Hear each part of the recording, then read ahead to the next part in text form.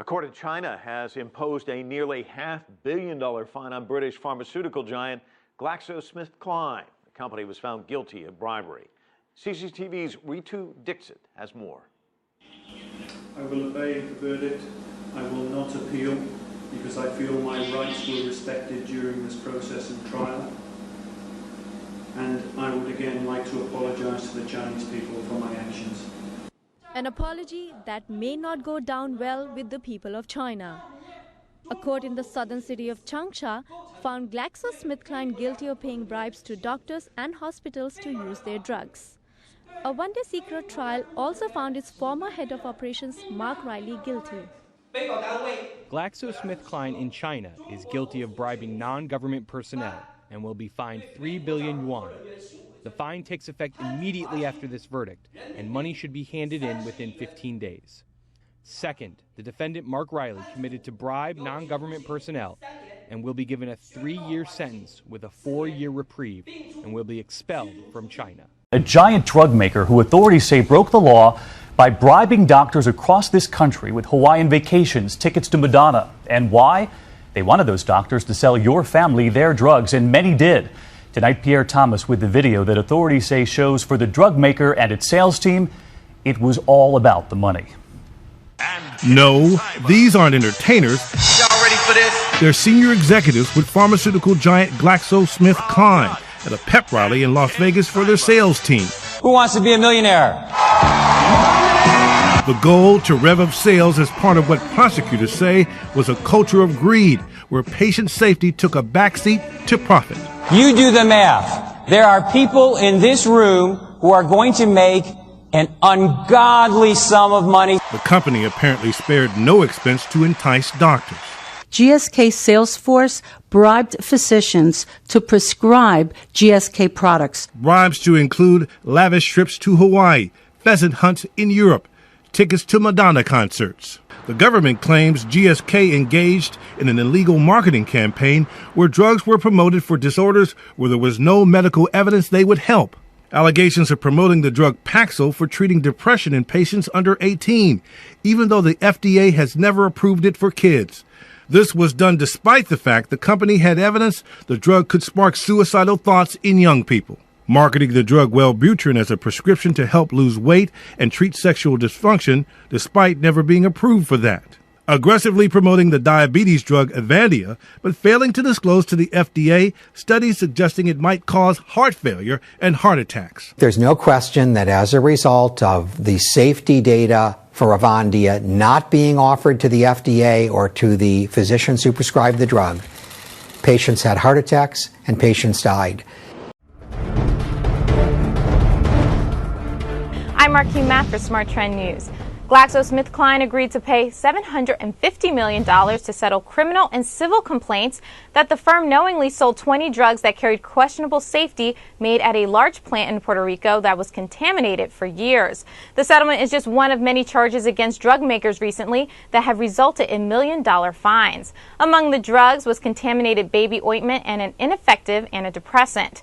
On September 15, 2010, GlaxoSmithKline was downgraded to hold from buy at Jefferies.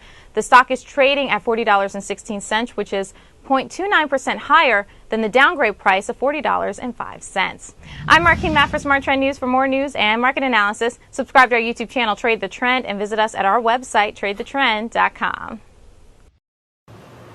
Okay, we're getting some headlines out on the drug company Merck. They are paying claims by the families of more than 3,100 users of the Vioxx painkiller. These users have been claimed to have died of heart attacks or strokes that has been blamed on the drug. And this is a fund being paid out of a fund worth $4.85 billion, a settlement fund that was set up back in 2007. We're going to continue to monitor the stock right now. As you can see, it's actually higher in the open. It is up by about 4%.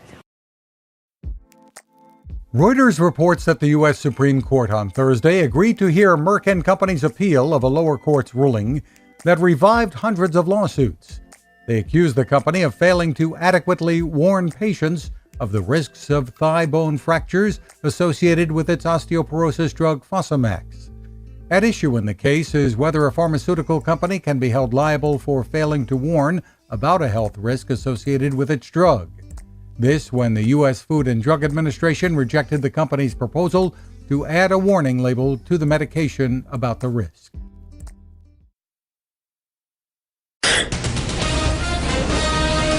Developing news tonight on a major pharmaceutical settlement. This afternoon, the drug maker Merck agreed to pay a $950 million fine to settle claims that it marketed Vioxx as a treatment for rheumatoid arthritis before receiving FDA approval to do so. The company will also plead guilty to misdemeanor charges. Vioxx was pulled off the market in 2004. Evidence showed that it increased the risk of heart attacks and strokes. Dr. Kasselbaum, I would like to talk about the importance of litigation in bringing information about drug safety to light.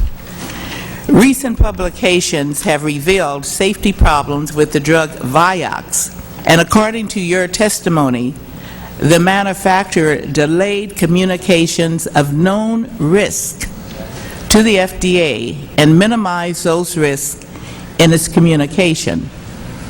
So, Dr. Kasselbaum, how did it do this?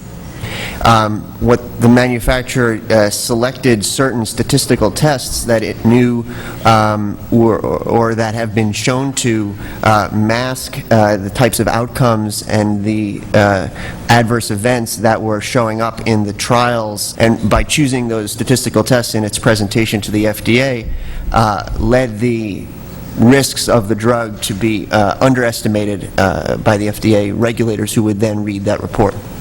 Now, would this information come to light without litigation? The role of litigation after the fact was sort of to show both improper decision making on behalf of the manufacturer and to show to reveal to the FDA the need to be more concerned in future instances when these sorts of cases occur, the need to be more vigilant and potentially try to dig deeper. The main use for Zantac is typically acid reflux. The recall was secondary to some unknown quantities of a chemical called NMDA. We do know that it can cause direct liver injury. In terms of the main concern, which is, can this be a carcinogen or a chemical that induces cancer in folks, I think it's safe to assume that it can. Because we do see this occur, the same phenomenon occur in mice. It would not surprise me if in the upcoming weeks to months we see even more medications being flagged, because it seems like it's a manufacturing issue. I think this is something that is currently being studied. The recommendation, just to be sure and be precautious, would be to stop the medication at this point in time. There are plenty of other over-the-counter antacids that serve the same function. According to Reuters, on Tuesday, Minnesota's Attorney General filed a lawsuit accusing drug manufacturers Sanofi SA, Novo Nordisk, and Eli Lilly of deceptively raising prices for insulin. The lawsuit, filed in federal court in Trenton, New Jersey by Minnesota Attorney General Lori Swanson, took aim at the companies after the list price for some insulin products more than tripled since 2002, despite the medications remaining fundamentally unchanged.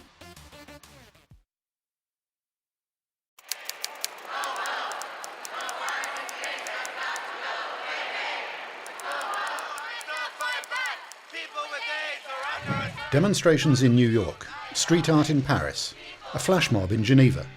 International mobilization in support of the Indian government in its legal battle against Novartis is stepping up. Il s'agit d'une action concernant les médicaments génériques.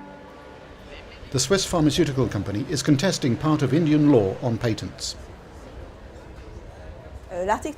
Article 3D of Indian patent law specifies that in order to be able to patent a drug, a company needs to prove that it has a real improved therapeutic effect over any existing drugs. This means that it demonstrates greater success in treating an illness. What is at stake here is what is known as evergreening, a very common practice. This consists in companies continually extending their drug patents by making minor changes or improvements to a drug, but which do not really enhance its therapeutic effect on the illness it is treating. The court case is expected to last several weeks. MSF fears that a victory for Novartis will make access to essential medicines more difficult. Like many other organizations, MSF is totally reliant on affordable generic drugs to carry out its work. For example, 80% of the antiretrovirals that it uses to treat some 170,000 people with HIV/AIDS are manufactured in India.